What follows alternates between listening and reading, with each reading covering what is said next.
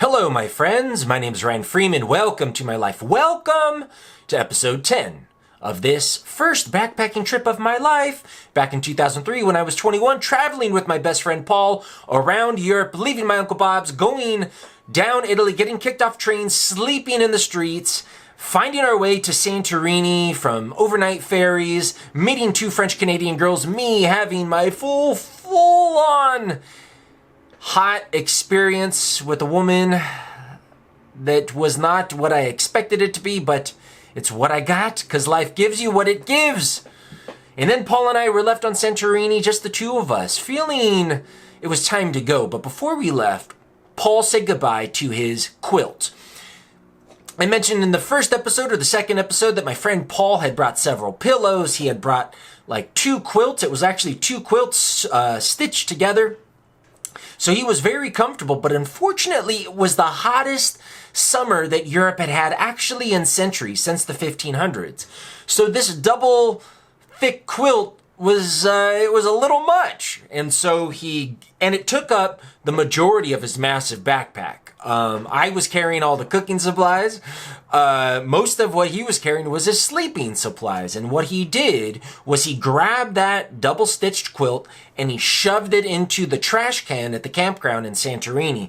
And I said, "Paul, you can't do that. Your mom made you that quilt. Your mom made that for you. Two beautiful quilts. She put it together for you." And I still had it in my head. I mean, we had no time frames on when we had to go back to America. We could be traveling for years. We didn't want to go back. We wanted to make it our life of adventure, and we could go to northern climates. Why would you throw away your quilt? Paul said, "Done." That's it. One word, done. And he was done. There was nothing I could do. That quilt was in the trash can, and it wasn't coming back. So now Paul was traveling without any coverings for a night. Well, he wouldn't need it in Greece. This was true. But it seemed a very ominous sign. And I'm going to get to this ominous sign and what it might have betokened a little bit later. So we head over to Ios, the party island that Annie and Catherine from the previous episode had gone to the day before. So we take another ferry, we go to the campground, we set up our tent, and we run into Annie and Catherine. Annie is fighting with the people in the front office. She doesn't want to give them their passport, or her passport. She tells us, "Don't give them your passport." They had some rule. Sometimes you will encounter this while traveling. There will be hotels or hostels or campgrounds that will say, "We require to keep your passport." I have had this happen to me in several traveling locations around the world where people, reception areas, hotel managers have asked to hold on to my passport. And I learned this trick from Annie, and she refused to give them her passport because when you travel, your passport is your access back to your home country. It's your access to travel. And without it, you don't have as many rights. You always guard your passport. Now, it's not to say that they had any nefarious purpose or that they would lose it or that you couldn't get it replaced by going to the embassy. But generally, you want to keep your passport in your possession and protected. So we fought, just like Annie, learning from her example as she had taught us about so many things in the short time that we knew her on Santorini. Now we've reunited with her and Catherine on Ios, and the first thing was, no, we're not going to give you our passport. And they still allowed us to camp. Now, I did this in Portugal when I went with my wife. One of the youth hostels demanded that we give them our passport, and I refused. It's okay to refuse. You don't always have to follow the rules. One of my favorite American philosophers, Emerson, says a good man never follows the rules too closely because some rules suck, okay? All right, so that's all about that. So we meet up with Annie and Catherine, and they're happy to see us. I mentioned in the last episode that Annie was a little standoffish, a little cold to me after she found out that I slept with her traveling partner, Catherine. But she was happy to see us. Catherine was happy to see us. Happy to see me. And we were overjoyed. And so we cooked dinner together, once again, went to the pool together, and we planned to go out and party because that's why people come to Ios. It is the party island, the campground we were at was filled with 20-something-year-olds and probably some teenagers, maybe some older people, but very young people who were on break from college, had just graduated college, just graduated high school. Some of them were backpackers like us, like kind of like the long trek backpackers, sort of on a spiritual quest, not just in Europe to party, but some of them were just partiers. They had 4 weeks vacation and they were going to spend every single minute drinking beer. Some people would open their tent at 7 a.m. and start drinking beer. You couldn't stay in your tent past 7 a.m. anyways because it was so hot, and beer's pretty cheap in Greece. And if you have a limited amount of time on your vacation, you do that. But for me and Paul and Annie and Catherine, we're sort of the long trekkers, and so it's nice to dip into the party scene, but I didn't really feel like it was my scene, so to say. This was, different classifications of travelers. I hope you understand what I'm talking about. Maybe I'm just rambling off. Who knows? So we decided to party because we were on the party island of Ios and we're happy to see each other. So we all go get our own alcohol from one of the local markets. Everything's super cheap. I get a huge jumbo bottle of wine. Wine was not something I ever drank before going on this trip. My Uncle Bob introduced to me the love for wine in Switzerland, and then I drank it in Italy, and I started drinking it in Greece, and so this was really when I first fell in love with wine, and I loved it. And one of the things I love about wine is it's stronger than beer, it's weaker than liquor, it tastes great, it's good for you, it's got a long history of human use. The oldest books that you can read, people are drinking wine. I just love it. It comes from grapes, it's delicious. So I'm drinking wine. I get my wine. Paul, for whatever reason, decides to get the cheapest bottle of liquor he could find, and it was French vodka. And it was very cheap and very strong. So we all start drinking together. And we're having a great time. We're having fun, talking. I mean, guys, life's good. Whatever stage you are. I'm sure when you're an old grandfather, when I'm old and gray, I'll still enjoy my life. But when you're young and you're with other young people and you're on a Greek island and you're camping and you're all on the same wavelength of enjoying yourself to the maximum, it was really, really high level of fun. Paul jumps in the pool.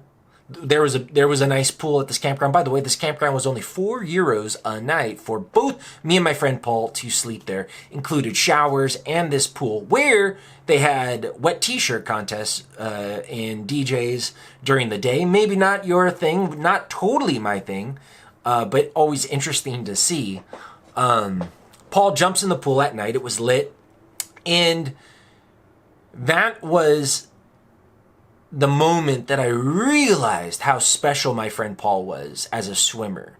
Now, I mentioned, in episode 1 or 2 when I was introducing my friend Paul and how I got to know him, that he was the champion swimmer in high school, but I had never seen him swim. And I saw him swim in Lucerne, going across the lake, and he had that epic moment crossing the lake of Lucerne in that episode that you can click up above if you haven't watched it.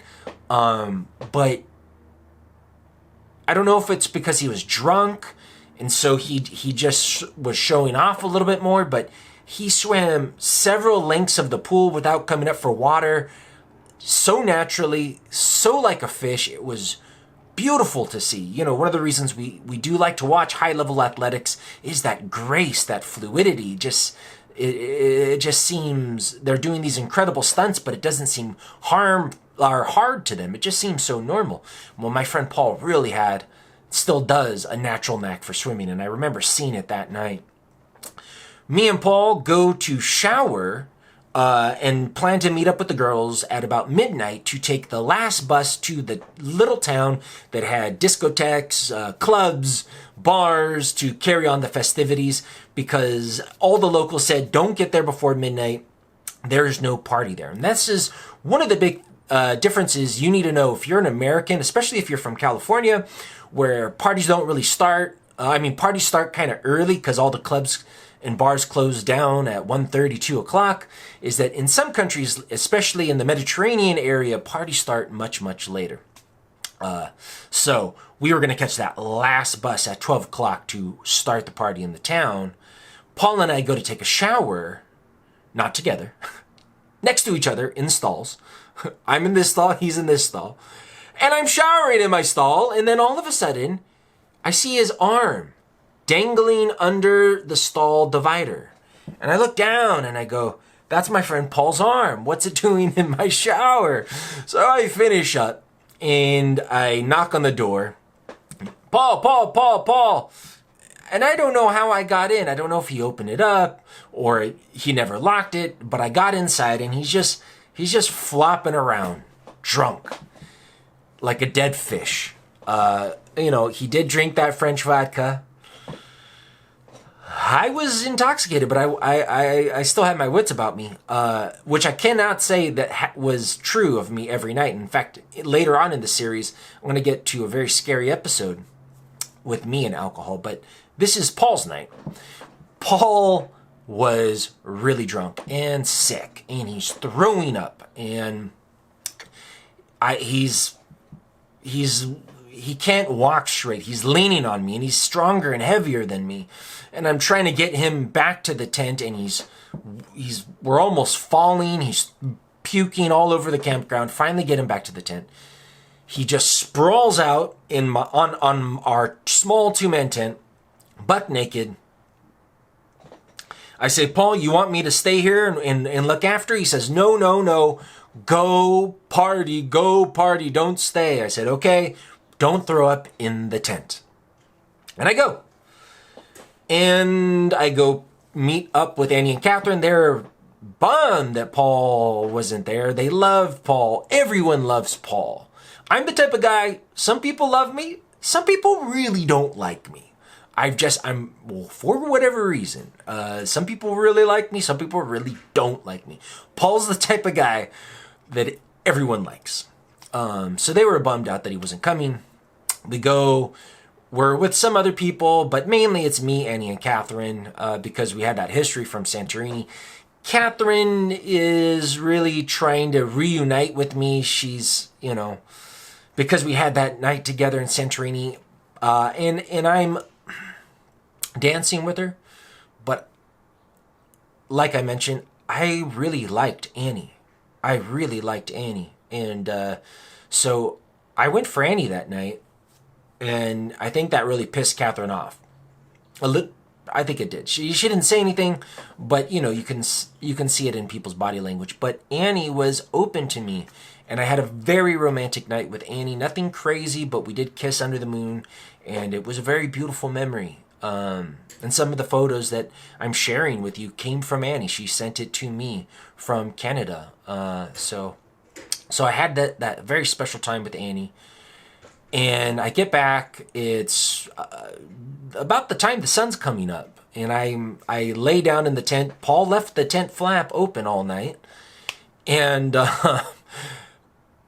maybe I should have closed it. I don't know. I don't remember. But here's the thing. The mosquitoes, I didn't mention this in the last episode, the mosquitoes on Santorini and Ios were voracious and plentiful. I remember our very first day in Santorini when we were walking down to the market to get our camping supplies. I remember seeing a beautiful girl, and her legs, particularly one of them, her entire thigh quad section was riddled with mosquito bites. I had never seen anyone so bitten by mosquitoes. And sure enough, when we were in Santorini, we would zip up the tent, but there would be one or two that would get in, and we would wake up, and I'd have 8 bites. Paul would have 30 bites. Mosquitoes, they liked Paul more than they liked me. There's always that one guy or girl the mosquitoes have a preference for, and Paul was that guy. And to make matters worse, when mosquitoes bite me, you don't see the marks so much. I mean, I can feel it, and I itch, but it's not very apparent. It doesn't show very prominent in my skin. But for Paul, the mosquito bites really swell out. They get bright red. So not only do they like him more, but they seem to have a bigger effect on at least the way it looks on him. And he already had a lot of bites coming from Santorini, and now he spent an entire night, this night that he got really drunk and didn't come out with us, the entire night in the tent alone, buck naked, with the tent open. Which is coolest. I mean, it's better for the temperature, but not good with the mosquitoes. And so I only was able to sleep like an hour before the sun came up. It's too strong to sleep longer than that. We get up, we're hungover, we head to the restroom, and Paul looks at himself in the mirror. I look at him, and he's a monster. He's a mosquito bite monster. Head to the toes, covered in mosquito bites. I've never seen anything like it. He's never seen anything like it. He feels like he's been stricken by God. I mean, it was really a sight to see. And so for that day, he, just like lepers used to go in leper colonies, he excluded himself from society. He didn't go to the beach with me and Annie and Catherine. He didn't go swimming in the pool.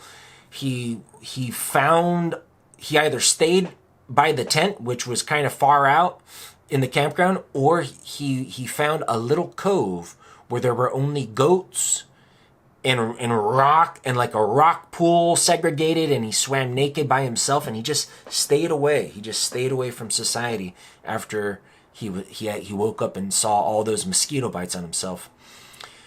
But it was Annie and Catherine's last night on the island, and I convinced him to come and have dinner with us, because it's Annie and Catherine, it's their last night. All three of us put the full court press. Paul, you don't look bad at all. Come. And you know, he's wearing, even though it's so hot, he's wearing his winter clothes. Or fall clothes. He's got long flannel jeans. And so he agrees to go.